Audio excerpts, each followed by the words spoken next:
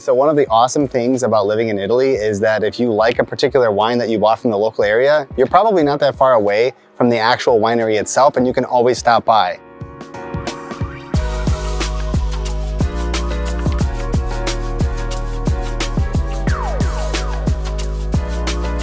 This is a family winery that started in 1968 with Angelo Pitaro.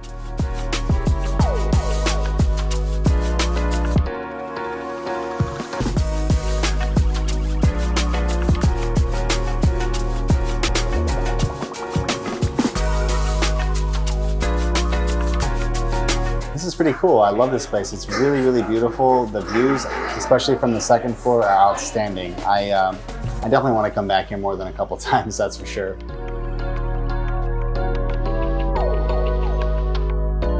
So this winery is known more for their white wines, and I think during the tour she said this is the biggest winery in the area. So they produce over 1 million bottles about a year.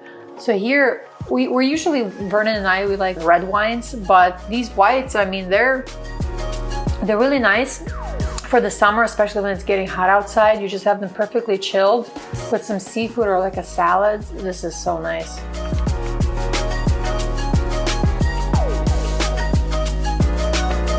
So our host is really cool. He's showing us a lot of different types of wines that they have here, but he's also giving us a little bit of a history lesson about the different dialects and the differences between the Friulano language, which a lot of people speak here, and actual Italian. Sometimes the words are similar, sometimes they're completely different. So far so good. So you can do this tasting pretty much at any winery in Italy. We recommend you just kind of call in maybe a few days ahead, just reserve and enjoy some wine. A lot of them will give you like little snacks, little bites to enjoy it with the wine as well.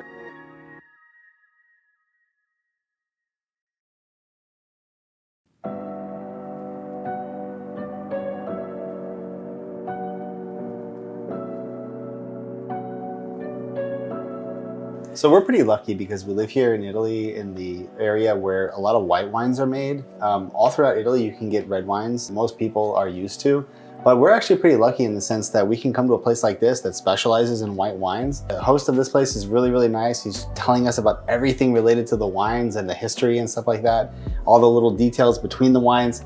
Obviously that's not something we can include in a video like this because otherwise we'd be here for, you know, hours, but yeah, it's really nice to be able to experience something. But like if you this. guys are interested, or if somebody's interested, we can do a more detailed tour of a winery.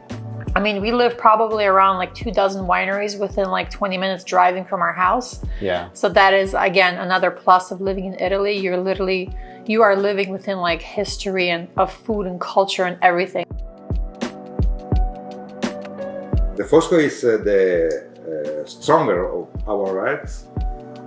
More tannins, very present, and darker than the other reds. This is one of my favorite types. Ah, yes? Yeah. And in the Refosco, in the middle of the red fluids, the main fluid is the cherry. You see the color is very intensive. Yeah, I love it.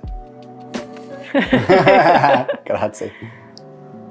Okay, so we didn't feel like we were gonna leave that place empty-handed. We kind of knew when we were coming in that we were gonna get a few wines, and well, we ended up with 8. So yeah, we'll see how long this lasts us.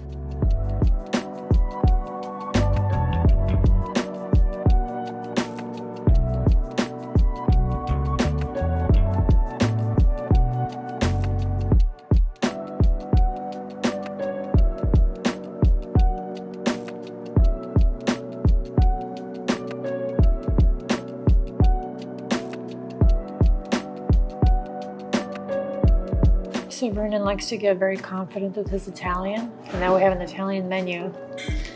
Yeah, I apologize for being late in Italian, thanks to Google Translate, of course, but I guess I did it well enough to the point where the lady didn't give me the menu in English, so we're gonna have to see how this works out.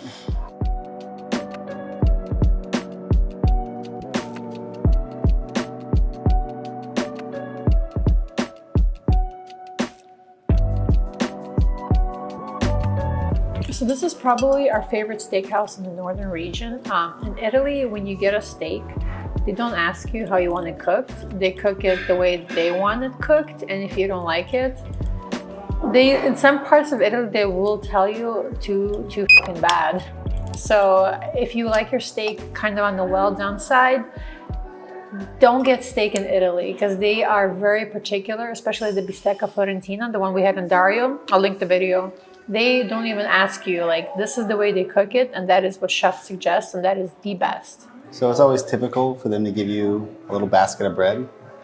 And of course, more wine. Yes, if you couldn't guess by now, we probably didn't have enough wine earlier. I do have work tomorrow, so there's definitely something to note, but we got a ½ liter of the house wine. And so if you're not somebody who's willing to dedicate like to a whole bottle and you want to just try something here, even the house wine's pretty good. I think she said this wine is within like 10 kilometers from this restaurant. So it's house wine, but it's also like, it's not like crappy wine. It's actually really good wine. So it's usually a lot cheaper. So when you come to Italy and visit, if you know, especially if you're on a budget, you want to try local wines, we would highly recommend go with the house wines. She said it's 1 kilo 300. Wow. That is my hand for scale. Grazie.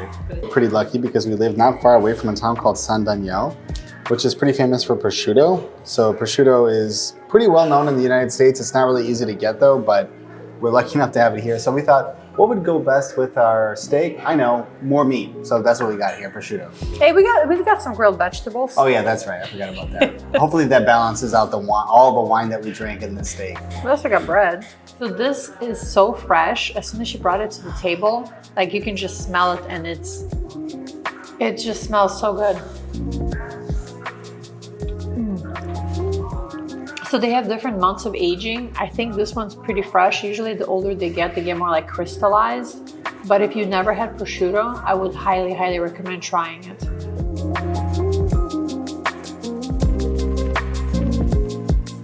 So one of the reasons why they have this here is because once they serve the steak, they want to make sure that while you're eating it, it kind of stays hot. So they put it on this little hot plate here with these candles, and it kind of makes sure that the steak stays at least warm throughout the whole process of your eating. It's pretty nice.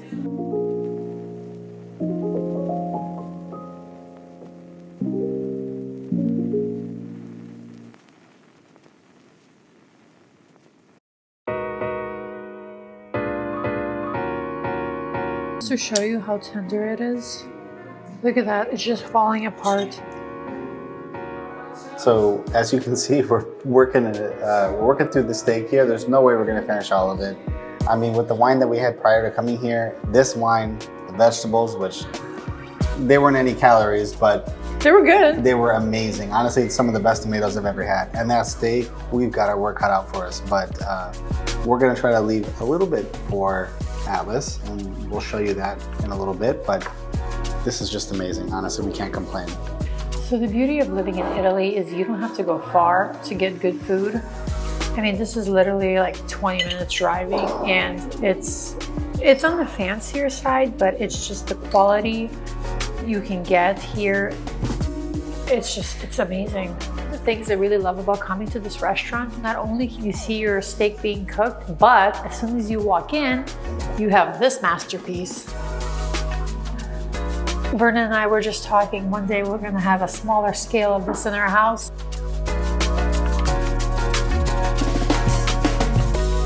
Okay, so this isn't like a normal outro for a video that we would normally do, but we wanted to take back what we couldn't finish to show you what Atlas would think of it. Look at him. He's anticipating. He knows. He smelled it on us and he knew what we were gonna give him. So what we're gonna do is we're gonna hand him this bad boy. It's still warm. Listen, look at him. Look how crazy he gets. Go on? Go on. Oh no. Kitty, no, live.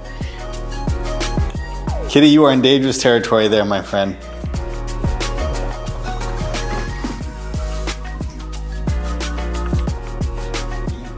Everyone's in dangerous territory. Atlas won't even let me go near his steak.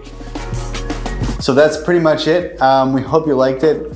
This is just a date night for us. This is nothing really special, but this kind of gives you an idea of what you can expect to see in the local area from where we live. So definitely subscribe to see more of us and our travels through Italy. Ciao.